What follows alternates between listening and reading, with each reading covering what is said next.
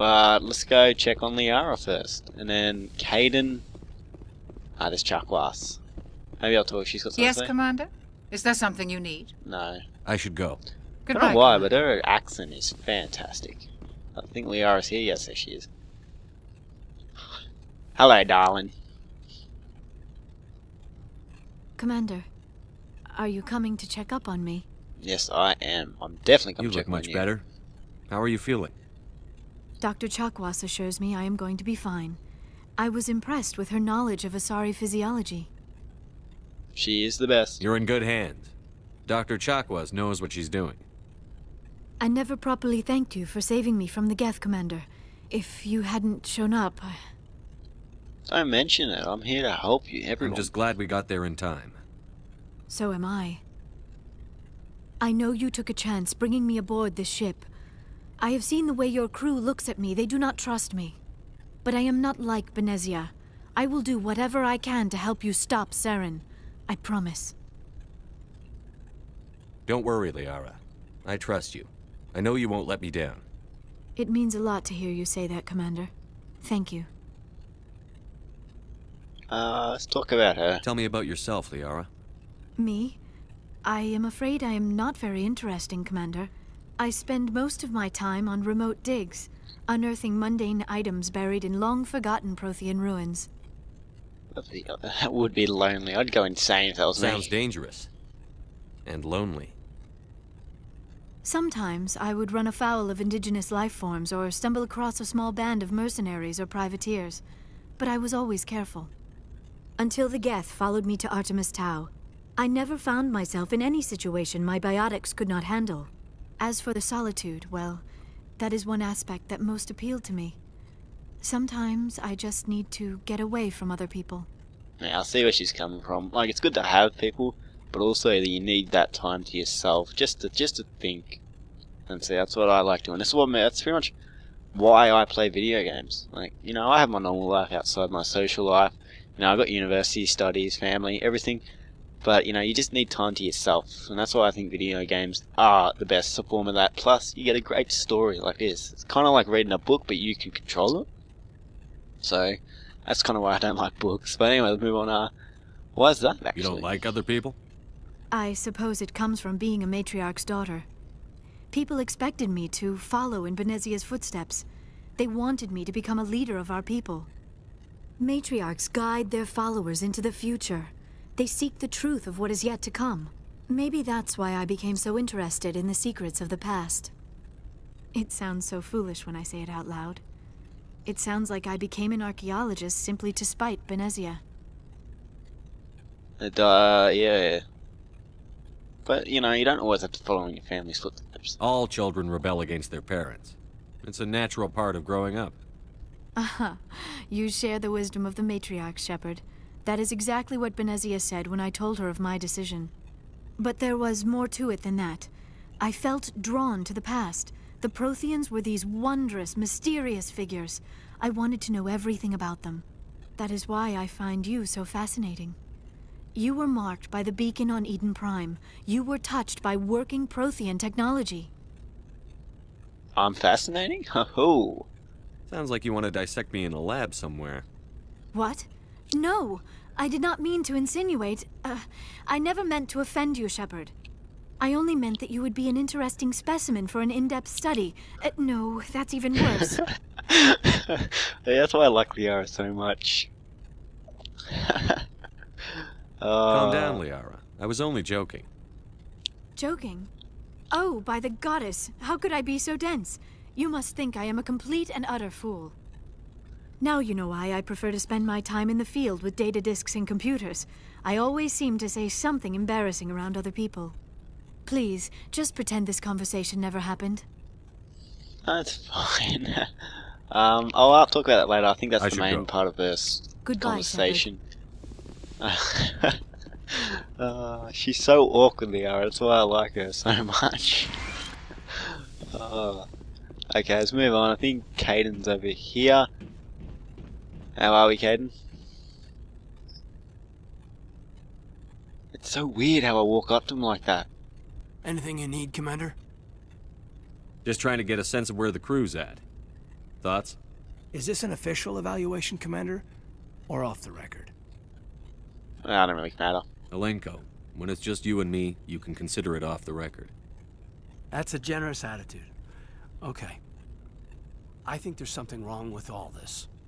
This Saren is looking for records on some kind of galactic extinction, but we can't get backup from the Council? Sorry, Commander. There's writing on the wall here, but someone isn't reading it.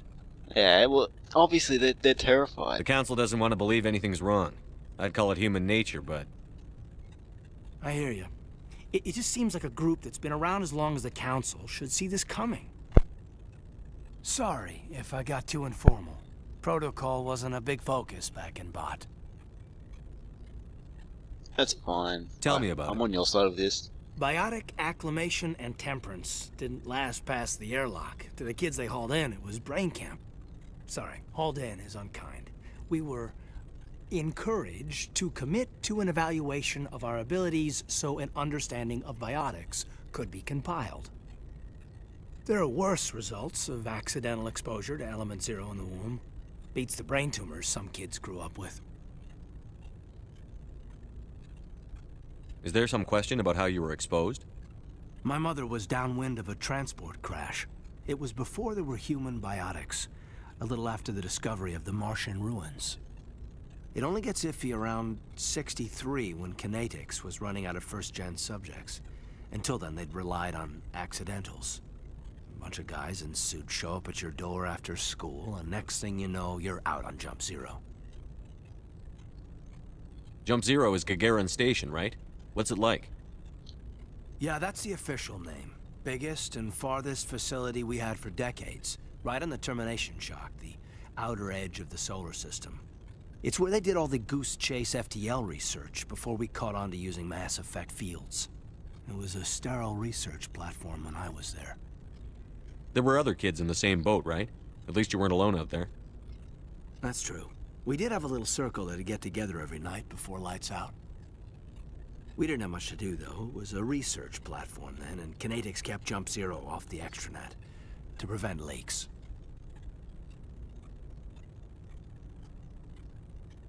Jump Zero is a long way from home. What was it like? The grand gateway to humanity looks a lot better in the vids. But that's my own baggage, Commander. No bearing on this. Alenko, there's no regulation that says you can't be friends with your commander. I appreciate that, Commander. I just don't want you to think that I'm a whiner. How are you a whiner? Besides, I've got my past squared away. I don't understand. Why do you think he's a whiner? It's genuinely an issue. I actually want to see how that story progresses, actually, because I really enjoy Caden. Not in a relationship sense, no, just as a friend sense. He's a good guy to get to know. So I think this is down to the cargo hold. I'm not sure, but for this episode, I might just have, I don't know. I've already recorded, I think, I don't know. If I should put just one episode for talking to the crew, it wouldn't be very long, but it'd be a good idea for just one episode. Depending on how quickly I get through everyone. Commander, nice work out there. Thank you, I know Garrus. working with a Spectre would be better than life at CSEC. Obviously. Have you worked with a Spectre before? Well, no, but I know what they're like.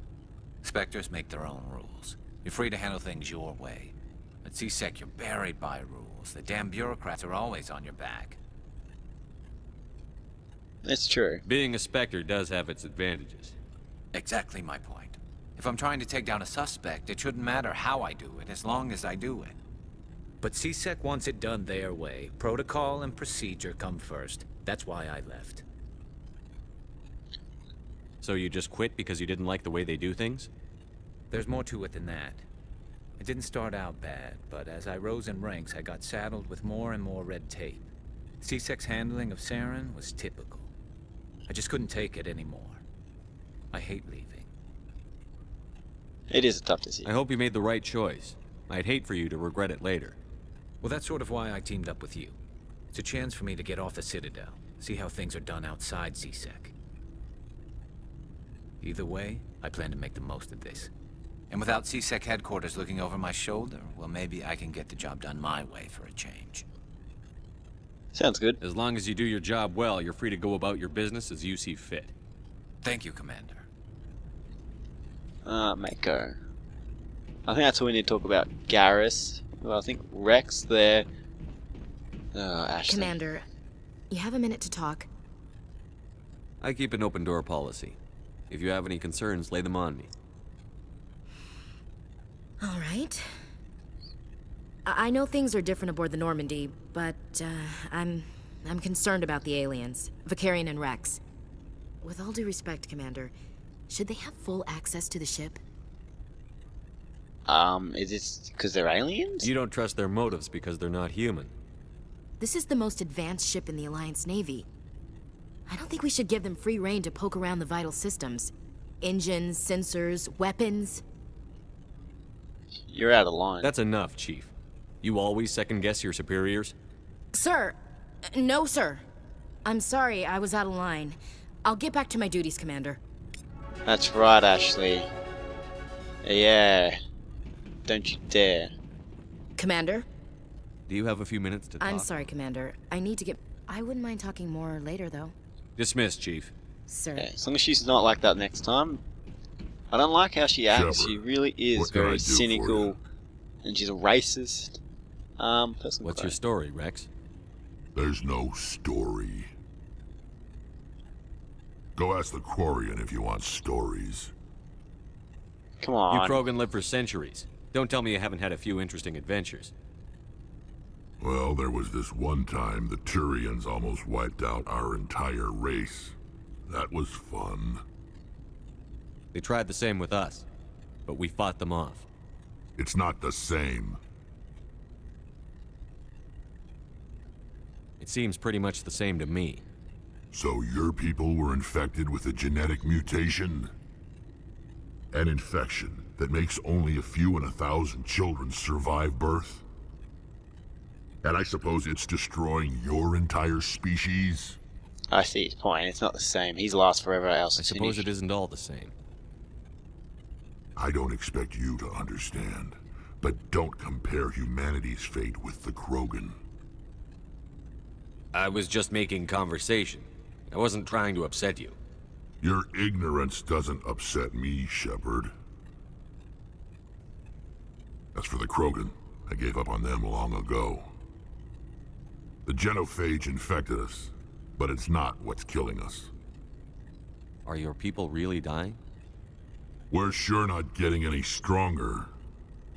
We're too spread out. None of us are interested in staying in our own system. Lots of species have left their homes and prospered. But they go to colonize new worlds.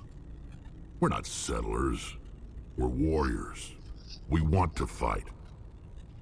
So we leave. Hire ourselves out. And most of us never go back.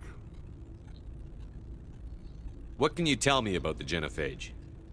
Ask the Solarians if you want details. They made it. All I know, it makes breeding nearly impossible. Thousands die in stillbirth, and most never get that far. Every Krogan is infected, every one. And no one's rushing to find a cure. Why don't the Krogan try to find a cure? When was the last time you saw a Krogan scientist? You ask a Krogan, would he rather find a cure for the genophage or fight for credits? He'll choose fighting every time. It's just who we are, Shepard. I can't change that. Nobody can. So long, Rex. Rex does show a good a good perspective into the Krogan, because he's not generally like the ones that you usually run into. But, you know, I'm not going to get too much into him now, because we'll learn about it later on when we talk to him. Your ship's amazing, Shepard. I've never seen a drive core like this before. I can't believe you were able to fit it into a ship this small. I'm starting to understand why you humans have been so successful. I had no idea Alliance vessels were so advanced. It is a special Normandy's a ship. prototype. Cutting-edge technology. A month ago, I was patching a makeshift fuel line into a converted tug ship in the flotilla. Now, I'm sitting on board one of the most advanced vessels in Citadel space. I have to thank you again for bringing me along. Traveling on a vessel like this is a dream come true for me. I had no idea you found ship technology so interesting. It comes with being a Quarian. The migrant fleet is the key to the survival of my people. Ships are our most valuable resource.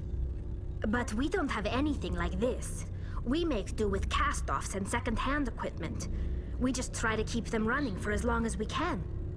Some of the fleet's larger vessels date all the way back to our original flight from the Geth. I can't believe your fleet's still using ships that are 3 centuries old. They're constantly being repaired, modified, and refitted. They aren't pretty, but they work. Mostly. We've tried to make ourselves as independent as possible on the flotilla. Grow our own food, mine, and process our own fuel. But some things we just can't make on our own. A patch to maintain the hull integrity requires raw materials we just don't have. That's why our pilgrimages are so important. Tell me about your people. Our lives aren't easy. Resources are scarce, and we are constantly on the move.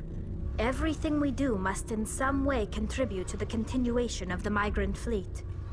There are 17 million Quarians in the flotilla, and each of us relies on the others for survival.